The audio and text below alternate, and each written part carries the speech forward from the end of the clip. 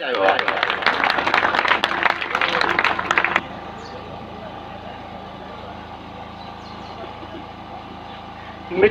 माण्हुनि अॻियां हामी मिठो ॻाल्हाइणो पवंदो। मिठन माण्हुनि अॻियां हामी मिठो ॻाल्हाइणो पवंदो। ज़ुबान खोलण खां अॻु में लफ़्ज़ सारा तोड़ना पवंदा। इंतिहाई माना त साईं साथो साथ ऐं मुंहिंजे साम्हूं वेठल समूरा उस्ताद शागिर्द ऐं मुअज़्ज़िज़ अस्सलाम वालेकुम। शाल सदाईं ख़ुशि हुजो, आबाद हुजो। मां माज़रत थो करियां इन करे त असांजे दोस्त जे किताब जी मुहूरत आहे, मूंखे वञिणो हुयो, न मूंखे सॼो प्रोग्राम वेही ॿुधणो हुयो। ऐं सचपच त साईं नूरुल्लाह जे जज़्बे खे ॾिसंदे मूंखे पंहिंजे दौर जो SDO नारेजो साहिबु यादि थो अचे त हू कीअं कहिड़ी तरह हिमथाईंदो हो। मूंखे इन ॻाल्हि जी बि ख़ुशी आहे त हीउ उन हंधि मेड़ो मतो आहे जंहिं हंधि मूं प्राइमरी जा पहिरियां अखर पढ़िया हुआ ऐं पंहिंजे उन्हनि उस्तादनि खे और यादि थो करियां इन करे त माज़ीअ में वञण लाइ उन दौर में वञिणो पवंदो। असांजो पहिरियों उस्ताद साईं अली हसन शाह हुयो ऐं इहो 70 जो ॾहाको हुयो जॾहिं असां अखर पढ़ियोसीं ऐं साईं गुंजन खां अमनपुर खां बि परियां साइकिल ते पंधु करे ईंदो हुयो ऐं उहो जज़्बो हुयो उस्तादनि में पढ़ाइण जो। हिते मुंहिंजे साम्हूं मुंहिंजा उहे दोस्त मुंहिंजा हम क्लासी भाऊ ममताज़ शाल, भाऊ मोहम्मद ताज़ल, भाऊ गुलाम उल ख़ासकेली ऐं भाऊ गुलाम सिंह गोंदल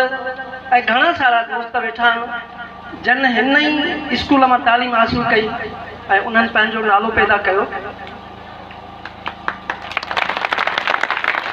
ऐं तव्हांजी महिरबानी आहे, तव्हां हिमत अफ़ज़ाई था करो ताड़ियुनि सां। ही स्कूल जेकॾहिं असां थोरो तारीख़ जे जरोकनि में वेंदासीं त लॻभॻि 1935 में जॾहिं स्कूल क़ाइमु थियो त शायदि अहमदपुर हुजे। वॾा मैसर ऐं रफ़ीक मैसर जे शागिर्दनि जा नाला उन GR में लिखियलु आहिनि, जंहिं मां साबित थिए थो त हिन इलाइक़े में ही पहिरियों स्कूल आहे जेको मीर अली नवाज़ जे वालिद मंज़ूर कयो हो ऐं मीर अली नवाज़ जे दौर में हिन स्कूल बाक़ाइदा कमु कयो। ऐं सचपच त हज़ार मसरूफ़ियतुनि जे बावजूदि जॾहिं मुंहिंजे भाउ अब्दुल्ला ख्वाजा जेको मुंहिंजो वेझो अज़ीज़ आहे जंहिं ॿुधायो त असांजे स्कूल में ही प्रोग्राम थो थिए, उहे सभई कम छॾे आउं हाज़िर थियुसि ऐं सचपच त मूंखे इंतिहाई ख़ुशी थी आहे। ऐं उहे उस्ताद उहे शागिर्द ख़ुशनसीब आहिनि जेके पंहिंजनि इलाइक़नि पंहिंजनि ॻोठनि में पढ़नि था ऐं शहरनि जी सूरत हाल में जॾहिं माण्हू वञे थो त सचपच पंहिंजा ॻोठ उहे गलियूं उहे माण्हू तमामु घणो यादि था अचनि। ॾिसो हिते जेके सावा वण आहिनि, सावा फसल आहिनि ऐं लैंडस्केप जेके आहिनि, खजनि जा बाग ऐं उनखां पोइ असांजे अंबनि जा बाग जेके हाणे कलर जे करे घटिजी विया आहिनि ऐं उहे सभु मंज़र यादि ईंदा आहिनि। ऐं इन हवाले सां शाइराने अंदाज़ में बि लिखणनि में बि उहे असांजा ॻोठनि जा मंज़र जॾहिं लिखजनि था त उहे दोस्त हैरान था थियनि त उहे समूरा मंज़र कीअं कहिड़ी तरह हूंदा। सचपच त मूंखे राइटर बि हिन स्कूल जे उन्हनि उस्तादनि कयो ऐं हींअर उहे पेटियूं आहिनि या न आहिनि जंहिंमें दर्सी किताबनि खां सवाइ गैर दर्सी जेके किताब हुआ उहे पेटियूं काठ जूं पेटियूं उहे भरियल हूंदियूं ऐं उस्ताद शायदि उहे किताब इन करे शागिर्दनि खे कोन पढ़ाईंदा त मतां उहे फाटी पवनि। मां पंहिंजे उस्ताद इंतिहाई मान वारे साईं गुलाम नबी मलक साहिब जो बेर थोराईंदो आहियां जंहिं एतमाद कयो ऐं उन पेटीअ जी चाबी मूंखे ॾिनी ऐं मूंखे यादि आहे त उहे 42 किताब हुआ जंहिंमें अखाणियूं हुयूं, नंढियूं कहाणियूं हुयूं ऐं वॾे में वॾो किताब जेको हुयो उहो हुयो सांघड़ जेको मोहम्मद उस्मान दीपलाई साहिबु पंहिंजे दौर जो तमामु वॾो अदीब आलिम जंहिं हुर तहरीक ते लिखियो ऐं 6 7 जे ॿार लाइ उनखे सम्झणु ऐं उन खां पोइ सची ॻाल्हि आहे त इहो क़ौम परस्ती दोस्ती वतन परस्तीअ जो जेको मतिलबु हिकिड़ो अक्स रहियो उहो मूंखे मोहम्मद उस्मान डीपलाईअ जे उन किताब पढ़ण खां पोइ रहियो ऐं सॼी ज़िंदगी सिंध मुंहिंजे सीने में रही ऐं सिंध लाइ लिखंदो रहियुसि। सच इहो आहे त जन वटि ॻोठ न आहिनि ऐं जेके ॻोठनि खां परे आहिनि अवां फ़लस्तीन खे पढ़ियो हूंदो सभई पढ़ियल गढ़ियल दोस्त वेठा हो। मूंखे फतेह जो नालो रहिजी वियो, फतेह साम्हूं न रहिजो। फतेह बि असांजे हिन स्कूल जो दोस्त आहे जेको उस्ताद आहे ऐं जेतिरा बि आलिम अदीब लेखक रहिया आहिनि उन्हनि जो लॻभॻि तालुक जेको आहे तालीम खाते सां वियो आहे। ऐं साईं मौलाई शेदाई जंहिं 72 किताब लिखिया उनजो वास्तो रेलवे सां हुयो ऐं अमर जलील जॾहिं इहो ॾिठो त तारीख़ जो जन्नतुल सिंध तारीख़ तमदन सिंध एॾा वॾा ज़ख़ीम किताब तारीख़ जा लिखिया आहिनि हुन त पक सां कंहिं यूनिवर्सिटीअ जो तारीख़ जो सचो पचो प्रोफेसर हूंदो। ऐं अमर जलील लिखे थो त जॾहिं मूंखे इहा ख़बर पई त साईं रेलवाईअ जहिड़े गोड़ गमसान वारे खाते में गार्ड आहे त मूंखे वधीक हैरत थी त एॾा वॾा किताब लिखी वियो साईं। सो मूंखे ख़ुशी इहा बि आहे त मुंहिंजो वास्तो रेलवे डिपार्टमेंट सां आहे उन इंजीनियरिंग खाते सां त उनजे मतिलबु एतिरी मसरूफ़ियत जे बावजूदि 7 किताब लिखिया आहिनि ऐं कोशिशि कंदुसि पंहिंजी ॿोलीअ सां मां साॻियो निभाउ करियां।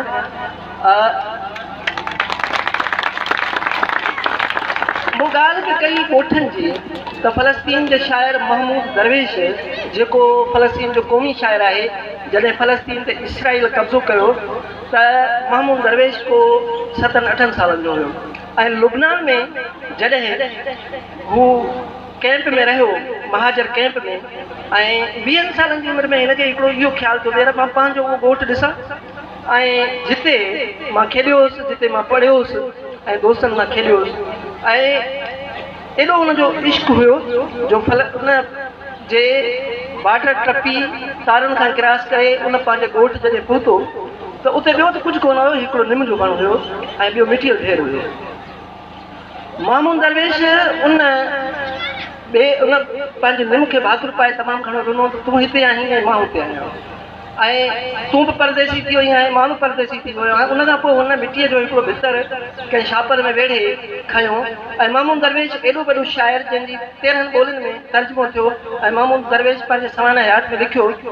त मूंखे जॾहिं बि पंहिंजे ॻोठ जी सिक लॻंदी आहे त मां उन मिटीअ खे चुमंदो आहियां उन भितरनि खे चुमंदो आहियां त मूंखे पंहिंजे ॻोठ जो साह ईंदो आहे।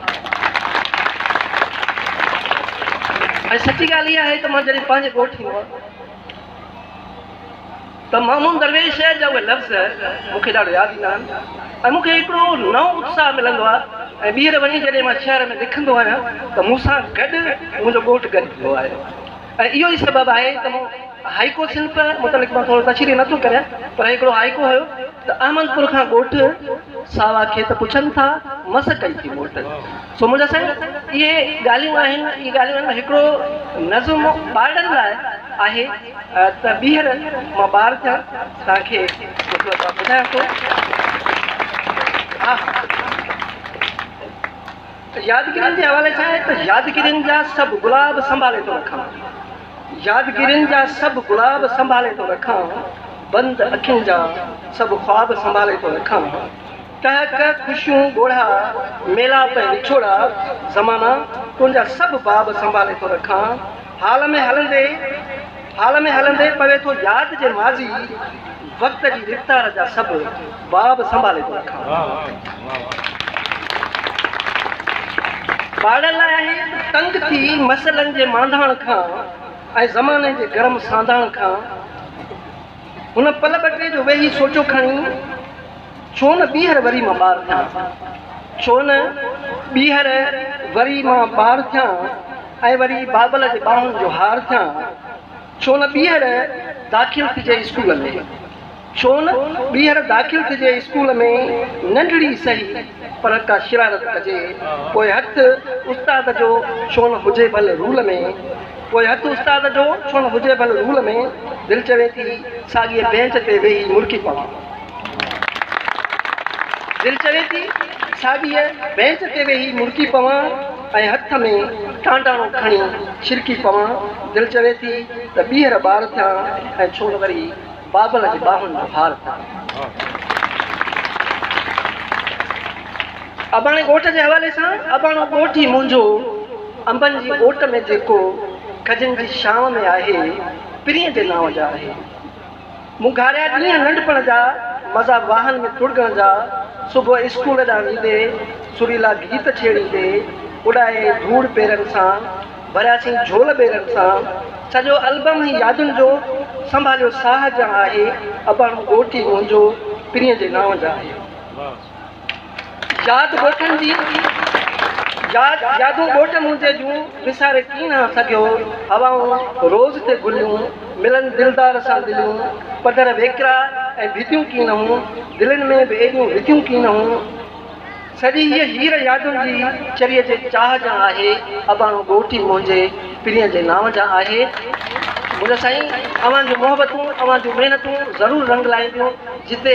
एतिरा वॾा प्राइवेट स्कूल खुली विया आहिनि ऐं अव्हां हीउ जेको स्टेप वरितो आहे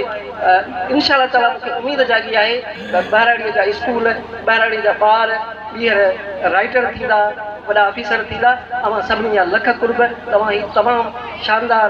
प्रोग्राम कयो ऐं मुंहिंजो भाउ गुलबहार बि साम्हूं आहे इहो बि हिते ई पढ़ियो आहे। उन्हनि सभिनी दोस्तनि खे सलाम अव्हां खां